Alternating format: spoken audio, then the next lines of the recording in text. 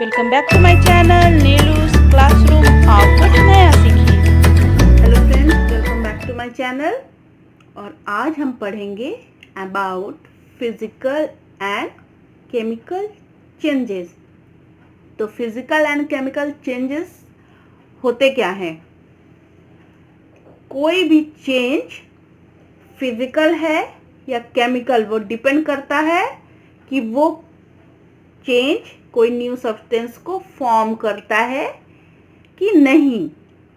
A change is said to be physical or chemical depending on whether new substances are formed or not. तो physical change क्या होता है? In a physical change, a substance undergoes changes only in its physical properties such as shape, size, color and state, and no new substances are form. तो physical change में सिर्फ बाहरी चीजों पे चेंजेस आते हैं, जैसे उस सब्सटेंस का शेप चेंज हो जाएगा, साइज चेंज हो सकता है या कलर चेंज हो जाएगा, या उसका स्टेट मतलब लिक्विड से सॉलिड या गैस, इस तरीके से स्टेट में चेंजेस आएंगे। लेकिन वो सब्सटेंस वही रहेगा, उसमें कोई नया सब्सटेंस फॉर्म नहीं होगा। ये होता है physical change. For example, freezing of water, melting of wax, tearing of paper and boiling of water to form steam. Some of these are reversible changes whereas others are irreversible. So यहाँ example में freezing of water पानी का जमना, ice बनना, जो यहाँ पे state change हो रहा है लिक्विड से सॉलिड में।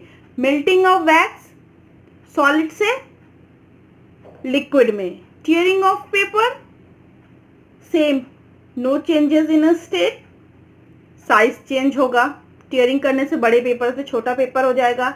एंड बॉइलिंग ऑफ वाटर में पानी आप बॉयल करेंगे तो लिक्विड से स्टीम बनता है, तो लिक्विड से गैस फॉर्म में चेंज हो रहा है। तो इसमें से कुछ तो रिवर्सिबल चेंजेस हैं, जैसे फ्रीजिंग ऑफ वाटर को आप वापस, जब वो मेल्ट होगा तो फिर से वो उसी लिक्विड स्टेट में आ जाएगा। मेल्टिंग ऑफ वैक्स भी अगेन जमने के बाद, मेल्ट होने के बाद वापस जमती है तो फिर सॉलिड फॉर्म में हो जाती है। तो ये सब क्या है? Reversible changes. But tearing of paper, एक बार आपने पेपर फाड़ दिया तो वो वापस नहीं जुड़ता, तो ये क्या है? इरिवर्सिबल चेंज है। बट इन सब में या तो किसी का शेप चेंज हो रहा है, साइज चेंज हो रहा है या स्टेट चेंज हो रहा है। तो ये सब क्या है? Physical changes. अब हम देखते हैं केमिकल चेंजेस क्या होते हैं। A chemical change occurs when two substances react chemically to form new substances with different chemical properties. So chemical change कब होता है? जब दो अलग अलग सब्सटेंस रिएक्ट करते हैं केमिकली और बनाते हैं एक नया सब्सटेंस जिसकी डिफरेंट केमिकल प्रॉपर्टीज होती है। मतलब दो अलग केमिकल, जिसे हम सब्सटेंस बोलते हैं, जब वो एक दूसरे से रिएक्ट करते हैं तो कोई तीसरा नया सब्सटेंस बनाते हैं जिसकी प्रॉपर्टी, केमिकल प्रॉपर्टी डिफरेंट होती है, उन दोनों से अलग होती है। तो ये क्या होता है? Chemical change. और a chemical change is also called a chemical reaction. तो केमिकल चेंज को हम केमिकल रिएक्शन भी बोलते हैं। Original substances participating in a chemical reaction are known as reactants and the new substances formed are known as product। तो जो chemical reaction में जो ओरिजिनल सब्सटेंस होते हैं, जो पार्टिसिपेट करते हैं केमिकल चेंज के लिए, वो उन्हें क्या बोला जाता है? रिएक्टेंट। और जो नया सब्सटेंस उन दोनों को मिलाकर केमिकल चेंज होके, रिएक्शन होके जो बनता है नया सब्सटेंस, उसको क्या बोलते हैं? प्रोडक्ट। सो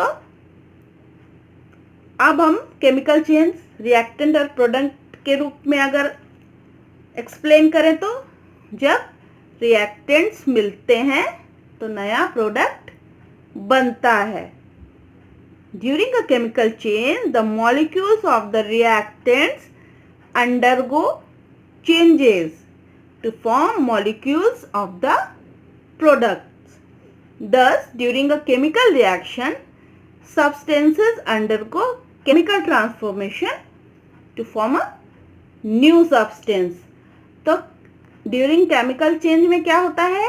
जो रिएक्टेंट्स होते हैं उनके मॉलिक्यूल्स में चेंजेस आते हैं और वो फॉर्म करते हैं प्रोडक्ट के मॉलिक्यूल्स। तो जब चेंजेस आएंगे तो कुछ नया बनेगा और वही नया मिलके बनता है product. Thus, during a chemical change और केमिकल रिएक्शन, जो सब्सटेंस है वो अंडरगो होता है किसके? केमिकल ट्रांसफॉर्मेशन के।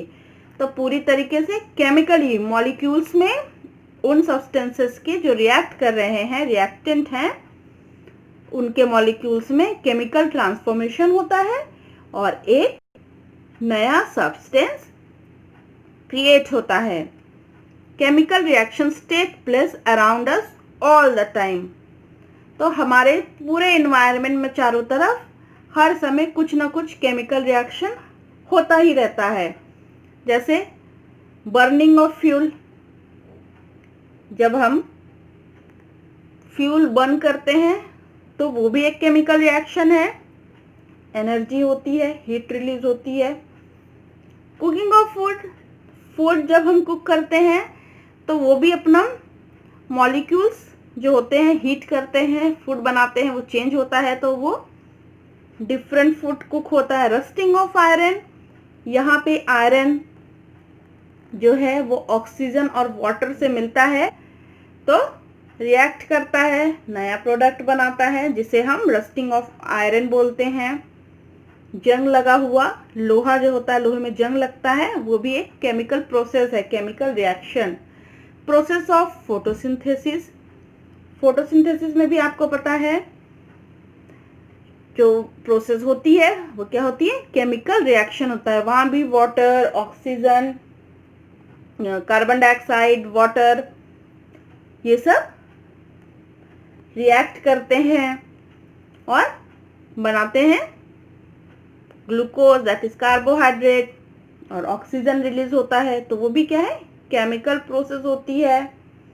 डाइजेशन ऑफ फूड, जो हम फूड खाते हैं वो जो डाइजेस्ट होता है वो भी वहाँ पे डाइजेस्टिव जूसेस होते हैं तो वो सब क्या है? प्रोसेस, वो भी केमिकल रिएक्शन ही होता है। केमिकल रिएक्शन होता है, केमिकल चेंज होते हैं उनके मॉलिक्यूल्स में। Are all processes where chemical reactions take place and the reacting substances are chemically transform into a new product. तो इस तरीके से हमारे एनवायरनमेंट में हर तरफ फिजिकल और केमिकल चेंजेस होते रहते हैं। तो अब एक एक्सपेरिमेंट देखते हैं जिससे हम केमिकल चेंज के बारे में देखेंगे।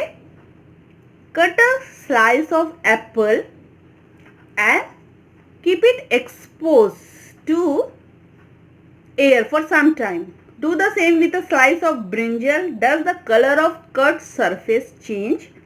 The change of color of the cut surface is because of the formation of new substance due to the chemical reactions that occur between air and the enzymes in the cut surface of apple and brinjal. तो आप Apple cut करके और एक brinjal cut करके, मतलब सेब और बैगन कट करके कुछ देर के लिए बाहर रखिए हवा में, तो आप क्या चेंजेस देखेंगे? आप देखेंगे कि उनकी सरफेस, एप्पल की सरफेस तो आपने देखी होगी ब्राउन ब्राउन हो जाती है, उसी तरह ब्लैकिश ब्राउन टाइप की ब्रिंजल की भी हो जाती है। क्यों? क्योंकि उसमें केमिकल चेंज हुआ और उस केमिकल चेंज की वजह से उसका कलर चेंज हुआ। तो ये केमिकल चेंज कैसे हुआ? क्योंकि एप्पल और ब्रिंजल में चेंज केमिकल रिएक्शन हुआ बिटवीन एयर, एयर मीन्स हवा में ऑक्सीजन होती है उसके, और जो एप्पल और ब्रिंजल में प्रेजेंट एंजाइम थे। अब एंजाइम क्या होता है? एंजाइम ऐसा सब्सटेंस होता है जो लिविंग ऑर्गेनिज्म में, चाहे वो प्लांट्स हो, एनिमल्स हो, ह्यूमंस हो, अभी हमने बताया ना कि हमारे अंदर भी केमिकल रिएक्शंस होते हैं, तो किसी भी केमिकल रिएक्शन को इनहैंस करता है अपने आप को बिना चेंज किए एक ऐसा सब्सटेंस जो रिएक्शन में मदद करता है केमिकल रिएक्शन में, वो होते हैं एंजाइम्स। और जो एंजाइम्स होते हैं, एंजाइम्स प्रोटीन्स होते हैं। An enzyme is a protein. ये अपने आप को बिना चेंज किए केमिकल रिएक्शन में हेल्प करते हैं। तो लिविंग ऑर्गेनिजम्स के अंदर, लिविंग ऑर्गेनिज्म में तो प्लांट्स भी आते हैं, तो ये प्लांट्स प्रोडक्ट है ना एप्पल एंड ब्रिंजल, तो इनके अंदर भी एंजाइम्स प्रेजेंट होते हैं।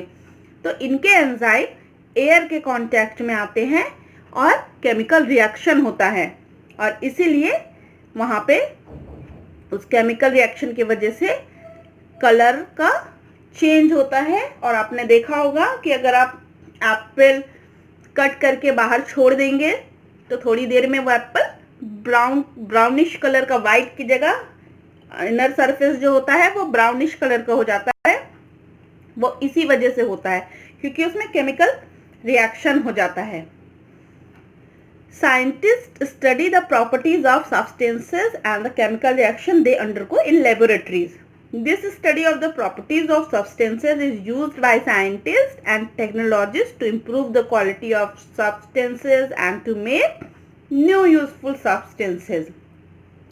तो यही जो केमिकल चेंजेस होते हैं, प्रॉपर्टीज ऑफ सब्सटेंस, तो किसी भी जो सब्सटेंस होता है, मटेरियल होता है, उनमें क्या चेंजेस कर सकते हैं, उनके मॉलिक्यूल्स में उनमें क्या केमिकल रिएक्शन कराया जा सकता है, उनसे क्या नए प्रोडक्ट्स बन सकते हैं, यही सब साइंटिस्ट लोग लैब में टेस्ट करते रहते हैं।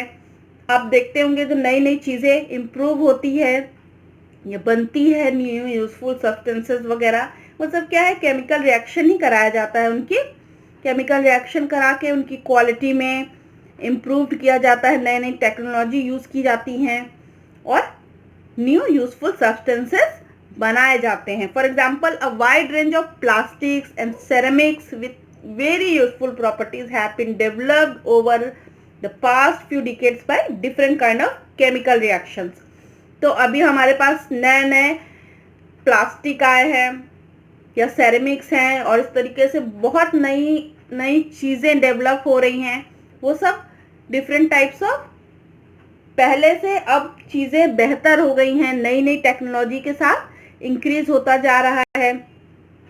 तो ये सब क्या हो रहा है, different kind of chemical reaction उन चीज़ों में कराए जाते हैं, अलग अलग प्रोडक्ट्स को मिक्स किया जाता है, उनमें केमिकल रिएक्शन कराया जाता है और नए नए प्रोडक्ट्स डेवलप होते हैं।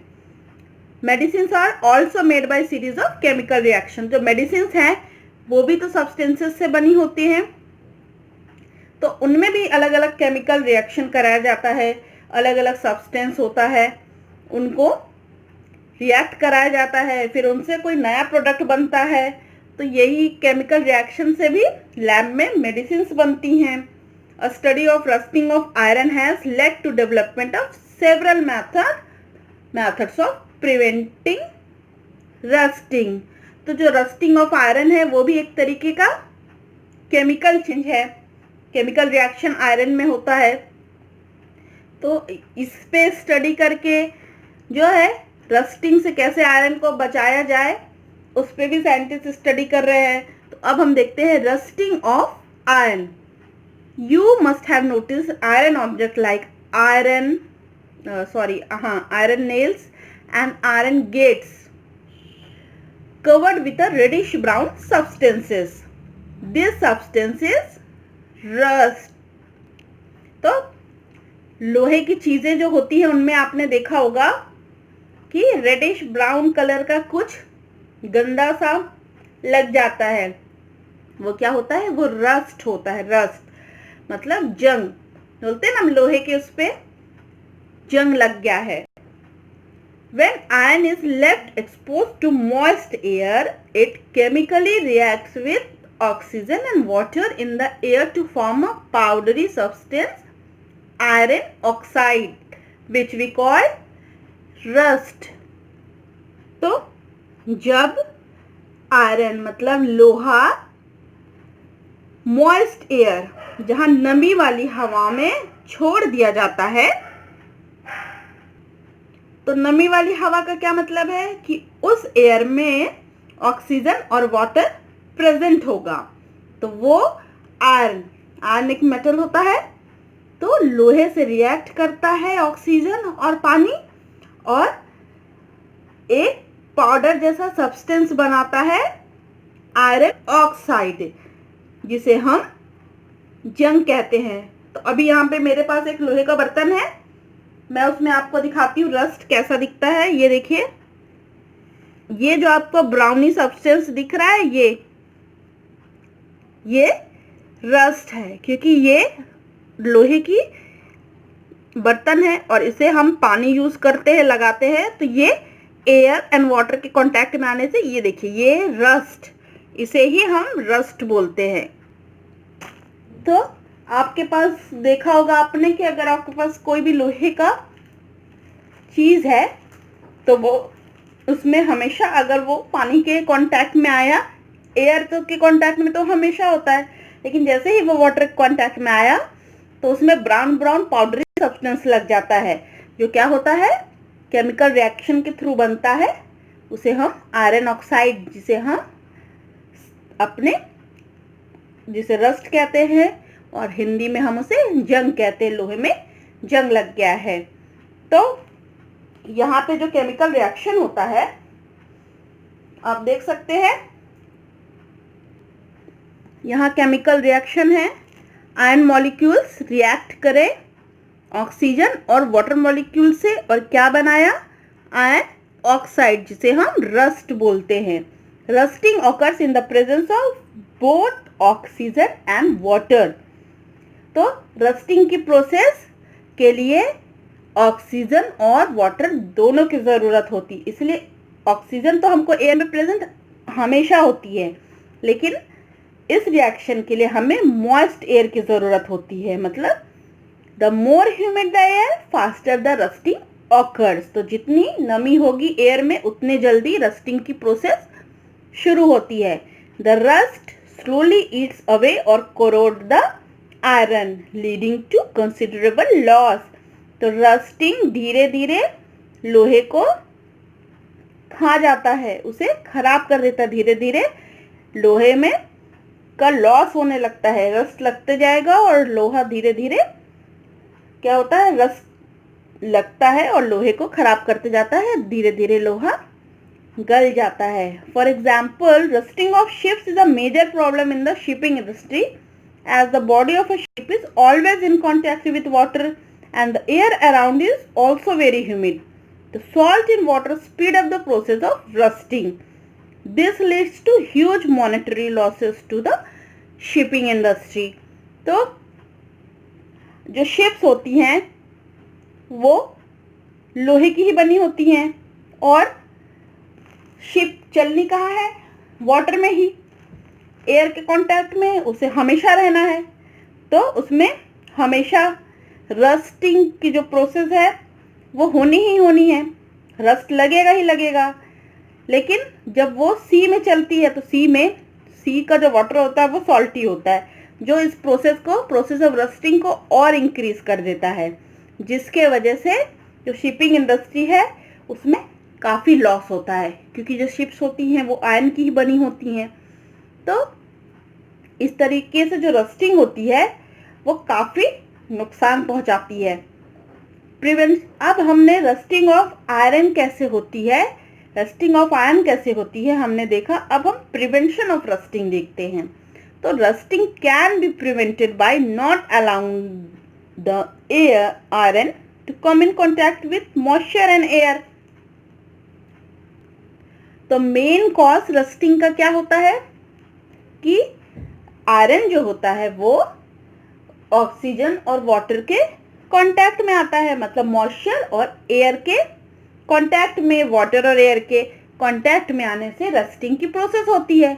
तो अगर हम आयरन को वाटर दैट इज मॉइस्चर और एयर से कांटेक्ट में ना लाए, उनसे दूर रखें, तो हम आयरन को रस्टिंग से बचा सकते हैं। तो जिसके लिए डिफरेंट मेथड्स होते हैं जो हम अपने घर में करते हैं, हम अपनी डेली लाइफ में भी इन मेथड को यूज करते हैं। Rusting can be prevented by not allowing the iron to come in contact with moisture and air. The simplest method is to coat the iron with oil, grease or paint. However, there is a crack in the coating. Rusting starts. A more efficient method is to coat the iron with another metal such as zinc or chromium. तो जब हम लोहे का gate वगैरह लगाते हैं अपने घरों में, दरवाजे खिड़कियां कुछ भी हम लोहे का बनवाते हैं, तो हम क्या कराते हैं, सबसे पहले हम उसे पेंट करवाते हैं। क्यों पेंट करवाते हैं? इसी वजह से, क्योंकि जब आयरन का सरफेस वाटर और एयर के कांटेक्ट में, मॉइस्चर और एयर के कांटेक्ट में आएगा ही नहीं, तो रस्टिंग की प्रोसेस होगी ही नहीं, मतलब कोई केमिकल रिएक्शन नहीं होगा। इसलिए हम जो आयरन होता है उसमें या तो ऑयल, जो मशीन्स वगैरह होती हैं उनमें ऑयल ग्रीसिंग कराई जाती हैं, पेंट होता है, इसी तरह लोहे के जो होते हैं प्रोडक्ट्स उनमें हम पेंट करवाते हैं ताकि वो रस्टिंग उनमें ना हो। और कभी कभी जब वो पुराने हो जाते हैं और पेंट निकल जाता है, तो क्या होता है, जरा सा भी क्रैक हुआ, वो उनका सरफेस कांटेक्ट में आया मॉइस्चर और एयर के, तो रस्टिंग स्टार्ट हो जाती है। तो इसलिए हमें अपने लोहे की चीज़ों को पेंट वगैरह करके बचा के रखना चाहिए रस्टिंग से। अ मोर एफिशिएंट मेथड, अब अगर जो पेंट है वो क्रैक हो गया, निकल गया, तो क्या है, रस्टिंग स्टार्ट हो जाएगी। तो सबसे बेस्ट वे है, ये तो जनरल मेथड हम पेंटिंग करते हैं, पेंट करते हैं जिससे हम बचाते हैं, ये तो जनरल मेथड हम यूज़ करते हैं अपने डेली लाइफ में। लेकिन हम सबसे बेस्ट मेथड है कि हम आयरन को कोट कर दे किसी अनदर मेटल से जो रिएक्ट ना करता हो मॉइस्चर और एयर से। तो ये सबसे बढ़िया टेक्निक है। तो a more efficient method is to coat the iron with another metal जैसे जिंक और chromium. The process of depositing a layer of zinc on iron is called galvanization. तो द प्रोसेस ऑफ आयरन के ऊपर zinc की layer लगाना, deposit करने की process को बोलते हैं गैल्वेनाइजेशन, जिसके वजह से आयरन की लाइफ इंक्रीज हो जाती है। और यही प्रोसेस यूज किया जाता है जो हम घरों में वाटर पाइप यूज करते हैं, क्योंकि जो वाटर पाइप्स होते हैं वो हमेशा पानी के कांटेक्ट में ही रहेंगे। The water pipe used in our homes are made of galvanized iron. तो गैल्वेनाइज्ड आयरन क्या होता है, जिस आयरन में जिंक या क्रोमियम की लेयर डिपॉजिट हो, जो रस्ट को प्रिवेंट करती हो, वो क्या होते हैं, गैल्वेनाइज्ड आयरन होते हैं। और process of depositing a layer of zinc on iron is called galvanization. तो इस प्रोसेस को क्या बोलते हैं, गैल्वेनाइजेशन। तो प्रिवेंशन ऑफ रस्टिंग में गैल्वेनाइजेशन सबसे बेस्ट मेथड है रस्टिंग से बचाने का आयरन को। फिर सेकेंड जो कॉमन मेथड्स हैं और other methods by painting, oiling, तो ये सब बाद में आता। सबसे बेस्ट मेथड है गैल्वेनाइज। अगर ये वीडियो आपको पसंद आया तो प्लीज़ इसे लाइक करें, शेयर करें, चैनल को सब्सक्राइब करना ना भूलें।